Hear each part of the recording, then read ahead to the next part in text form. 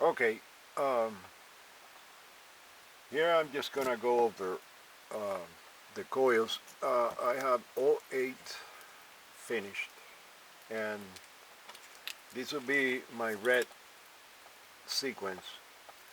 And you can see this will be a primary, which is a little bit bigger than the rest of all the other 3.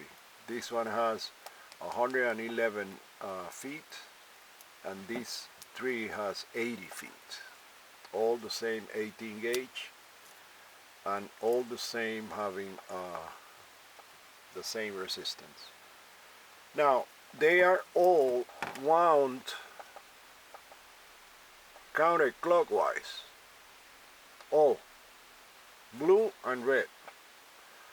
They are all wound, and then you have a starting point, which is the first layer, and then the end layer, which is the last.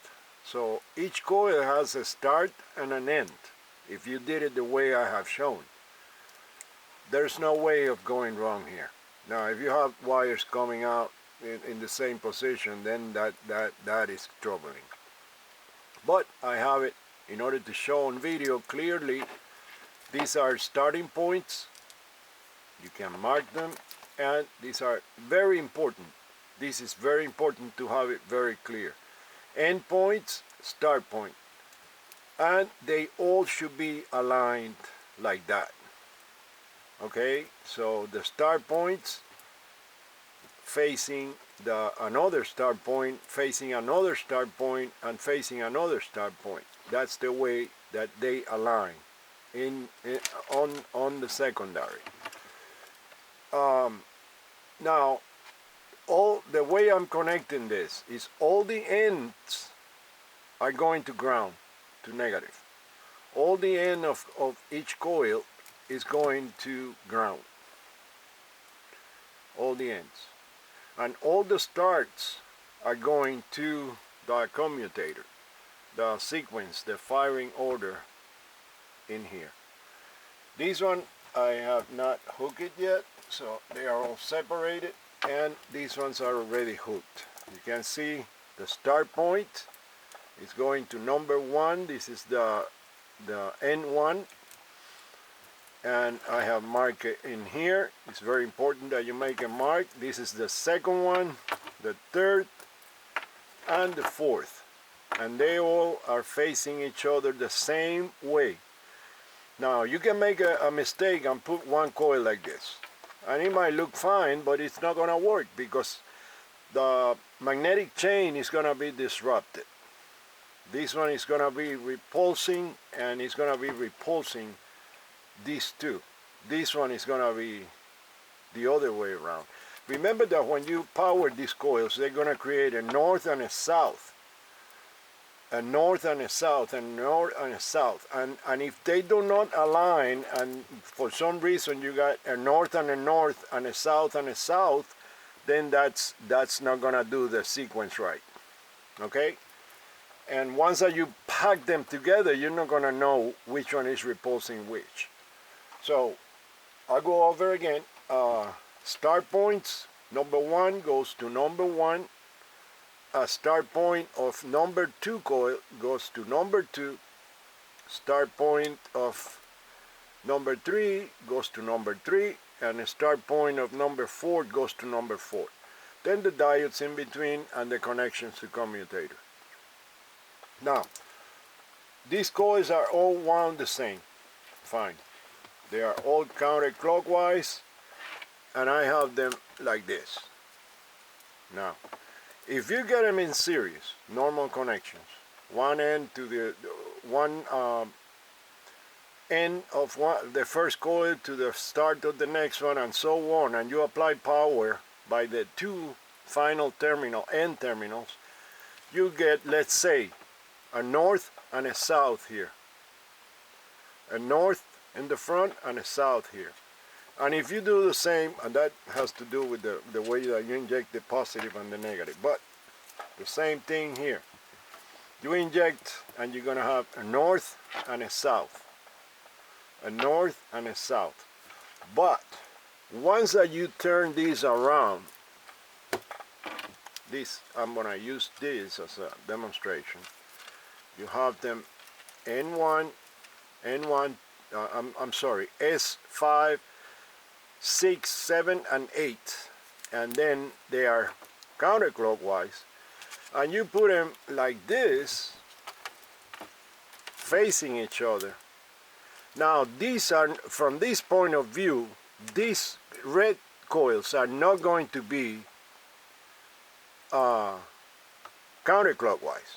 They're gonna be opposite to these ones, to the blue ones.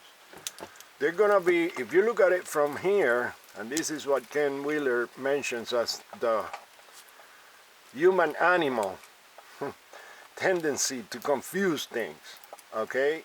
If you look at it from here, and this is the end point, they go clockwise, and they end as clockwise. They end clockwise. If you look at the end coil from here, this is going to go counterclockwise. So once that you put them alternated, one next to each other, they're gonna be opposite.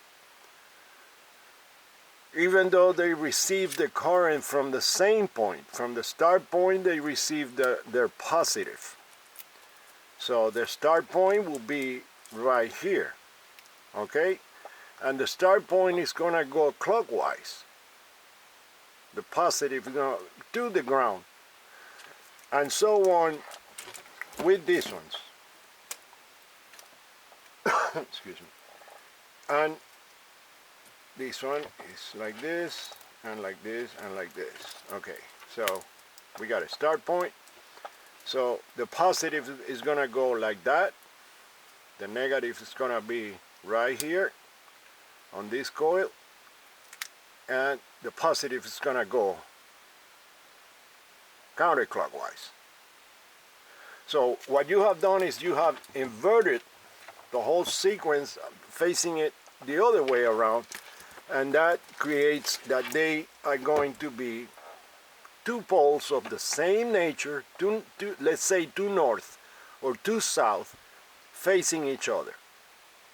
Okay, so this is very clear. Confusions you may do at the time of wiring is that you don't do the sequence right. You put a start positive, and then the next one you get the end of the coil positive. You get the wrong polarization. So you have to be very careful, make notations, make notes, write down numbers, so you don't make a mistake. I mean, and then you have to alternate these coils in between, once that they are hooked together.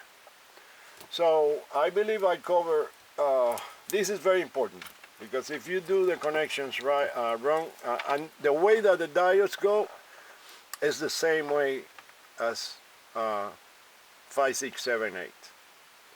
It's exactly the same way. All you're gonna be doing is turning around and playing with it. So the way it goes is 5, 6, 7, 8, and the diodes go the same way as this one, as this bank right here. Okay, I think I cover everything, and I had to set up the meters and everything to make a full test, and that'll be sometime tomorrow afternoon or so. I have to set up the meters. I already have the commutator set, so that it's all ready to wire it up, and I have to do the red bank, and that'll be all. Thanks.